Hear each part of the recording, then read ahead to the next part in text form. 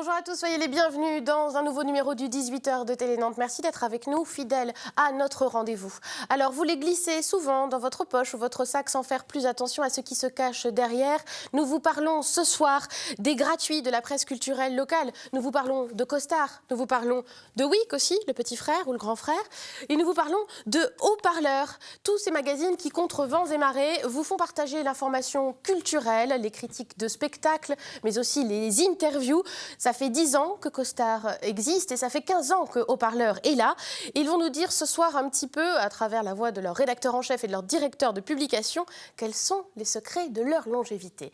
Et puis, en fin d'émission, on retrouvera notre chroniqueur cinéphile Alexis. Ce soir, il nous parle du film I Rise, un film de science-fiction signé du Britannique Ben Wheatley, qui est sorti hier au cinéma.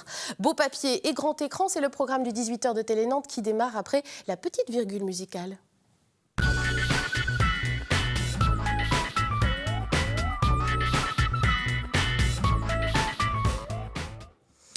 Nous vous parlons ce soir de gratuit, de la presse culturelle gratuite locale. On n'a pas prévu le gâteau, les bougies, pourtant on aurait pu puisque Costard a 10 ans et Haut-Parleur a 15 ans. Déjà, bon anniversaire messieurs. Merci. Et bravo et félicitations, merci d'être avec nous. Patrick Thibault, vous êtes le directeur de la publication et de la rédaction de Costard et de WIC, puisque c'est la même maison qui héberge ces deux publications. Et puis David Denis, vous êtes le rédacteur en chef de Haut-Parleur. On va parler donc de vos revues ce soir. Alors on commence par Costard, 10 ans, avec ce numéro, je le montrais tout à l'heure, le numéro 50, un beau numéro tout rond aussi, habillé par Dub, c'est comme ça que l'on dit, pour cette couverture du graphiste Dub. Vous avez voulu marquer le coup un peu pour ce numéro ? Oui, alors on a voulu un numéro qui soit différent, mais un numéro qui soit aussi comme d'habitude. C'est vrai qu'il y a il a un peu plus de pagination, il y a un petit peu de reprises, de souvenirs, notamment les 4 Costards, et puis les 4 Costards, ce sont les couvertures. L'évolution, non, les 4 Costards sont les interviews en forme de cas, où un artiste parle de mode. Là, on a repris les unes et puis on a fait un petit historique sur les différentes saisons, sur les souvenirs qui ont marqué l'évolution de ce magazine qu'on essaie de réinventer sans cesse. D'année en année. Alors oui, depuis 10 ans, il y a le petit frère, le cousin, je ne sais pas comment le présenter, WIC, qui a 18 ans, qui s'appelait Pile à l'époque. C'est ça. Là, on est sur un agenda de sortie avec aussi, évidemment, des interviews, des critiques de spectacles. Costard, c'est un peu autre chose. Alors, c'est un bimensuel culture et tendance, c'est à la fois chic et souriant, moi je dirais. Oui, je le prends comme ça. Si c'est chic et souriant, surtout si c'est souriant, ça m'intéresse plus que chic finalement. Oui, mais enfin chic et décontracté parce que ça veut tout dire et rien dire. WIC est un bimensuel et Costard est un bimestriel puisqu'il y en a un qui sort une semaine sur 2 et l'autre un mois sur 2. Costard, c'est aussi une géographie sur le terrain qui est un peu différente parce que finalement c'est un magazine qui est plutôt urbain, qui s'est bâti sur le triangle Nantes, Rennes, Angers et qui déborde autour pour traiter faisant le pari d'une grande région qui finalement n'existera pas. Mais... En faisant le pari d'une grande région, oui. Que vous défendez en tout cas. Eh ben oui, mais que nous défendons parce que c'est l'esprit d'origine de Costard. C'était voir des magazines urbains qui étaient gratuits, mais tout de suite très ambitieux, différents. Il faut se replacer 10 ans en arrière quand même. On voyait ça à Barcelone, on voyait ça à Madrid, et on se disait toujours, mais on ne pourra jamais faire ça à Nantes, il n'y a pas le marché. Puis un jour, on a eu l'idée de réunir Nantes, Rennes et Angers, et on s'est dit, on va faire comme si on était Barcelone et Madrid. Évidemment, c'était un pari totalement fou, mais c'est bien cette folie qui a fait qu'on a pu durer. Oui, puis c'était une folie assez raisonnable, puisque voilà, ça dure, et puis ça montre qu'il y avait de la matière aussi sur ce territoire, notamment en ce qui concerne la mode, le design. Pour la culture, c'était déjà approuvé, mais peut-être moins sur ces domaines-là de mode et design. C'est vrai que quand Costard est arrivé, il y avait on voyait les villes changer dans leurs lieux. On n'en était pas encore là, cette vague de lieux un peu plus design, un peu plus actuelle. Elle n'était pas présente dans nos villes. On est arrivé avec ce mouvement-là. Et donc finalement, ça a été plus plus simple d'une certaine manière, puisque ça se décuplait. C'est pareil, un secteur, nous, qu'on défend beaucoup, la gastronomie, puisque nous, notre credo dans Costard, c'est les créateurs, quels qu'ils soient. Alors, c'est dans la culture, mais c'est aussi des stylistes, c'est aussi des chefs cuisiniers. Et c'est vrai que c'est un secteur qui a complètement fait sa révolution et qu'on a accompagné finalement au fil de ces années. Un magazine ouvert aux créateurs de l'Ouest, c'est ce qui est dit dans l'édito, en tout cas de ce numéro 50. C'est le credo depuis le début. Haut-parleur, 15 ans, vous de votre côté. Alors à l'époque, au démarrage, ça s'appelait le guide de toutes les musiques de l'estuaire, c'est ça? Oui, il y a C'était 15 la ans. mode des titres longs. C'est-à-dire qu'on a commencé à développer haut-parleur à Saint-Nazaire. Ouais. Il y avait un besoin et puis il y avait beaucoup de structures. Saint-Nazaire est une ville qui présente énormément de structures culturelles. L'idée m'est venue de travailler d'abord sur Saint-Nazaire et le bassin nazérien, Sud-Loire, Nord-Loire, avant d'attaquer la grande ville Nantes quelques années après. Et puis essayer... non, on était impressionnés par Nantes et puis finalement j'ai eu un associé qui s'est implanté sur Nantes, à Rezé, à Trentemoux plus exactement, qui est notre deuxième bureau.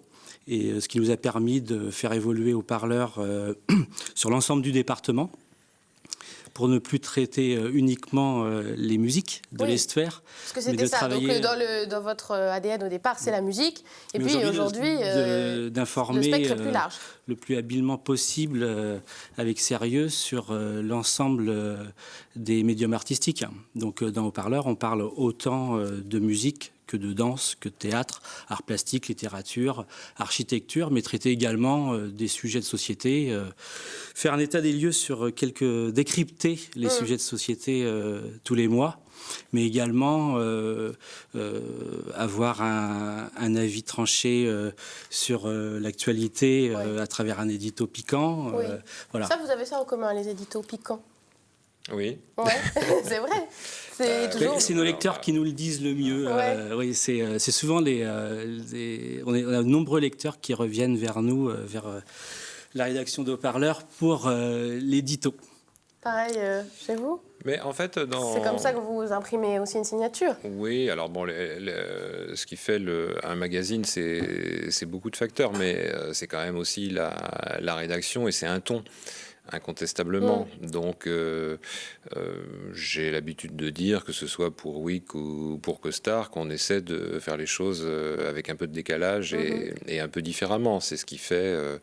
on ose des choses que tous les magazines n'osent pas. Ça fait sans doute partie du succès. Et oui, le succès qui ne se dément pas d'année en année. D'ailleurs, bon, vous avez regardé un petit peu dans le rétro, on le voit dans ce numéro 50, vous regardez ce qui s'est passé depuis 10 ans, et pareil pour Haut-Parleur depuis 15 ans. Vous avez un souvenir un peu marquant justement de cette décennie écoulée? Vous avez déjà un peu parlé de l'évolution des villes, mais est-ce qu'il y a un souvenir un petit peu marquant dans le parcours de Costard? Ouais, alors en fait des souvenirs, j'en ai plein fort heureusement, et puis des bons souvenirs, il y en a tout le temps, et ils sont tous marquants. Je pense que mon premier bon souvenir, il revient à chaque numéro, c'est recevoir la chronique de Pierrick Saurin en avant-première, qui m'envoie depuis 10 ans, puisqu'il raconte, voilà, qui raconte son quotidien dans Costard. Et avant, il n'écrivait pas, et du coup, il a créé ce feuilleton depuis ce temps-là. Les bons souvenirs, c'est aussi de recevoir les unes, puisqu'à chaque fois, c'est le principe du terrain de jeu et d'expérimentation. Donc, on choisit un graphiste pour habiller le magazine, mais à partir de là, ils ont carte blanche. Et donc, c'est toujours la surprise quand ça arrive. Donc ça fait partie des bons souvenirs. Ce qui n'a pas toujours été le cas, parce qu'on voit justement dans la rétrospective, avant c'était des photos, voilà, et ça a été depuis... oui, alors ça c'est un virage. C'est un virage il y a 3 ans où ça fait partie de, quand je dis que Costard a réussi à se réinventer, c'est cette idée de confier l'habillage à des graphistes. Les graphistes ont toujours été présents parce qu'en fait, depuis le début, Costard c'est quand même le changement dans la continuité. Si on prend le numéro 1, il a toujours le même format, le dos carré collé, la même forme d'une certaine manière. Mais on était plus sur la photo. Or, il se trouve que quand on parle des secteurs qui se sont développés, on a un vivier ici de graphistes et de créateurs assez hallucinants. Et c'est vrai qu'ils sont toujours d'ici, ceux qui habillent Costar. Et c'est un vrai plaisir à chaque fois. Et si je reviens sur un souvenir, ce sera d'avoir reçu, ça remonte déjà assez loin, un coup de fil de Jeanne Moreau entre Noël et le 1er janvier à 9h15 du matin. J'étais à peine réveillé. Oui, bonjour, c'est Jeanne Moreau, tout ça pour m'expliquer qu'elle n'avait pas le temps de faire le cas de Costar. Bon, tant pis, mais au moins vous avez parlé à Jeanne Moreau. Oui, tout à fait. Ça a été court. J'ai pas vraiment eu le temps d'en placer une. Vous avez entendu sa voix. Plein de souvenirs aussi, on imagine, en 15 ans. Oui, beaucoup de souvenirs. Je rebondis un peu sur ce que disait Patrick, puisque j'ai aussi un excellent souvenir du premier feuilleton de Sébastien Barrier, qui est un artiste, auteur, performeur, artiste associé du Grand T à Nantes, qui écrit dans Haut-Parleur tous les mois. Un feuilleton qui raconte les péripéties à sa manière de son chat Oui Oui. J'invite tous les lecteurs à s'approprier le haut-parleur pour suivre les aventures de Oui Oui, le chat de Sébastien Barrier. Mais des souvenirs, on en a également beaucoup. Effectivement, des souvenirs dans les salles de spectacle, des souvenirs sur le département. Je pense à l'ouverture, par exemple, du VIP et du live à Saint-Nazaire, dans la base sous-marine, qui avait été un événement incroyable. On se serait cru un peu dans la Tate moderne de Londres. Avec des défilés de mode et des créateurs incroyables. Ça lançait un projet aussi assez hallucinant sur Saint-Nazaire. Ouais. On peut parler aussi du premier parcours d'estuaire qui reliait quand même Saint-Nazaire et Nantes de belle manière.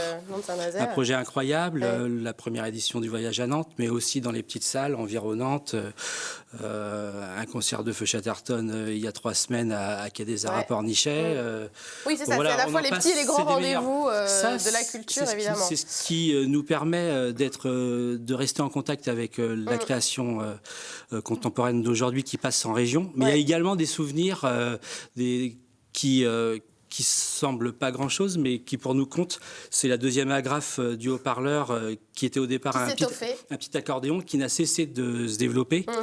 Et puis le jour où on a changé de papier et qu'on a mis un vrai papier d'édition et qu'on avait des retours de lecteurs ou de collaborateurs ou de structures culturelles qui nous disaient qu'on avait un magazine qui était pas exemplaire, mais pas loin, quoi. Et puis pas mal aussi, d'exemplaires, en tout cas. J'ai un très bon souvenir, un très bon retour du rédacteur en chef de Costar, qui un jour m'a fait un compliment lorsqu'il m'a dit que Haut-Parleur était un bon compromis entre Costar et Wick, et que j'avais trouvé une formule qui était excellente. Et ça m'avait fait très plaisir. Voilà. Il y a des parentés entre vous. En tout cas, c'est vrai que ça représente quand même pas mal d'exemplaires, vos publications. Costar, 30 000 exemplaires. Wix, c'est 30 000 aussi. Haut-Parleur, 15 000, un peu plus pendant l'été. Et pourtant, voilà, vous êtes gratuit. C'est quand même votre spécificité. Financé par la publicité. On les voit dans les publications, évidemment. On sait que le contexte est un petit peu compliqué. Ce sont les structures culturelles qui achètent des espaces chez vous, qui sont financés notamment, qui sont financés aussi par les collectivités qui sont, on le sait, un petit peu contraintes au niveau budgétaire en ce moment. Comment on fait pour garder ces annonceurs ? Alors, je pense que c'est la qualité du magazine qui fait que les structures culturelles, comme vous le disiez, les collectivités sont attentives.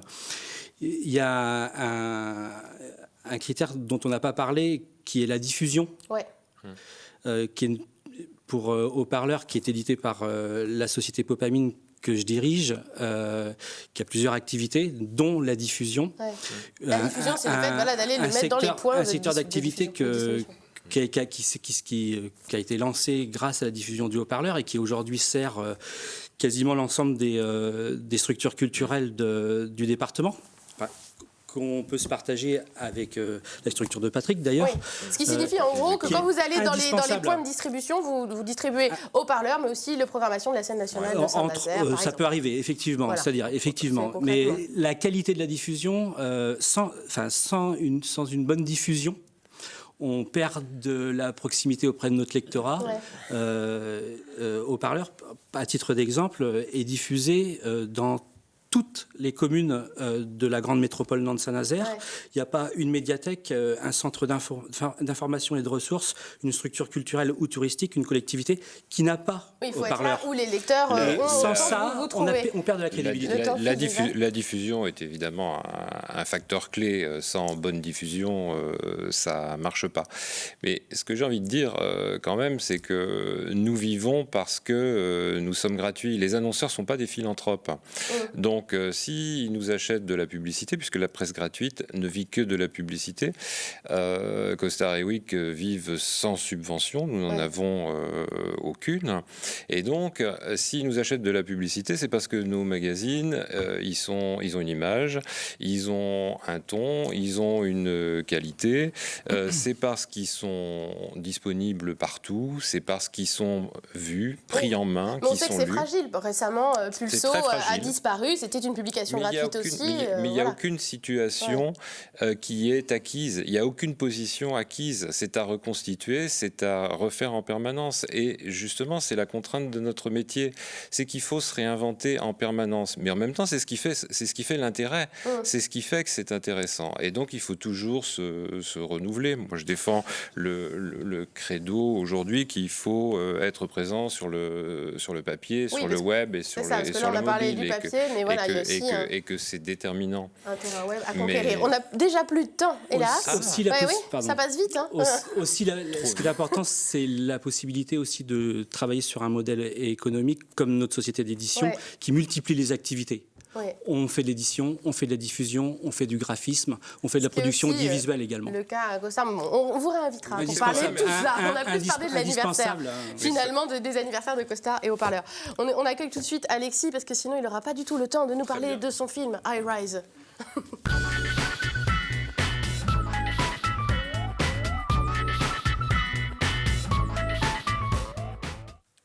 Bonsoir Alexis. Bonsoir. On continue à parler de culture avec vous, avec le film High Rise qui est sorti hier au cinéma. Alors j'enchaîne.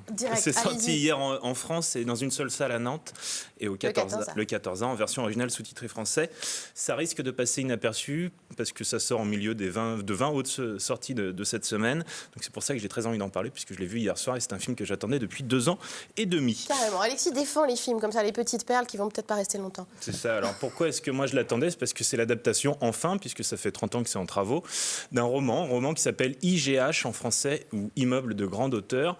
Donc, le titre original, c'est High Rise, un roman qui a été écrit par J.G. Ballard, un auteur anglais. Ça a été écrit en 1975. Ballard, lui, c'est un Anglais qui est né à Shanghai, lorsque c'était encore une colonie britannique. C'était en 1930.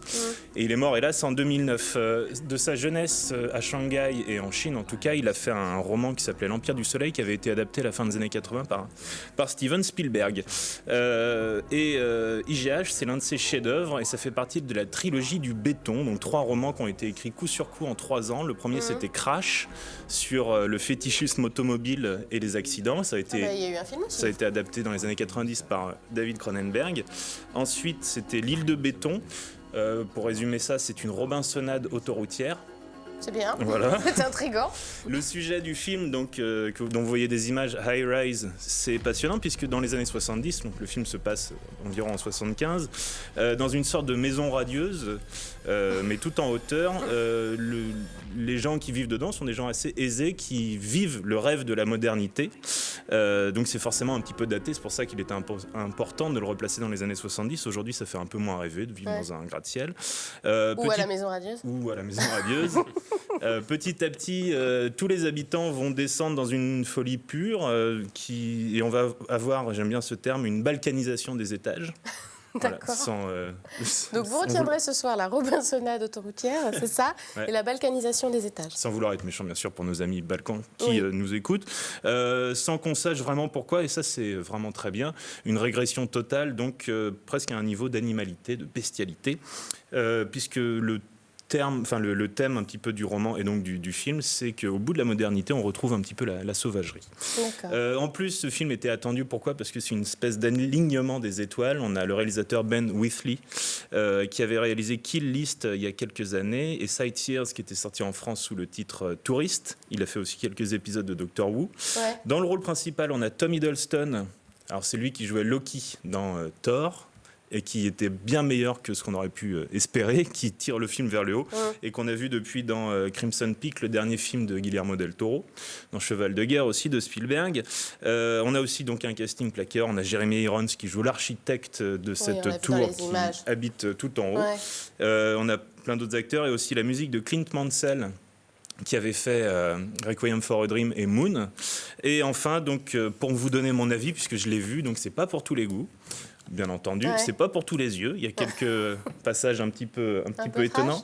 C'est pas du tout un film d'horreur comme voudrait un petit peu le vendre la bande-annonce française. C'est bien plus différent. Comment ? C'est pas un film d'horreur comme Les Visiteurs, la Révolution. Ah, j'ai pas vu non plus. C'est un sujet et un objet original. C'est fascinant, c'est réussi. C'est une base de réflexion, je trouve. Et puis il y a quelques moments particulièrement jouissifs, notamment 2 reprises musicales de ABBA. Une par Portiched et une autre en musique classique. Pas mal, voilà, ça donne envie. Hein, voilà, 14h, au 14h en tout cas, les séances de I Rise de Benjamin Wheatley. Merci beaucoup pour ce conseil à voir pendant les vacances de Pâques. Et puis on n'oublie pas de mettre dans sa poche et dans son sac les haut-parleurs, les costards. Et bon anniversaire encore, messieurs. Merci d'avoir été avec nous. Merci, Bonne soirée, Annelise. à demain. Bonne soirée.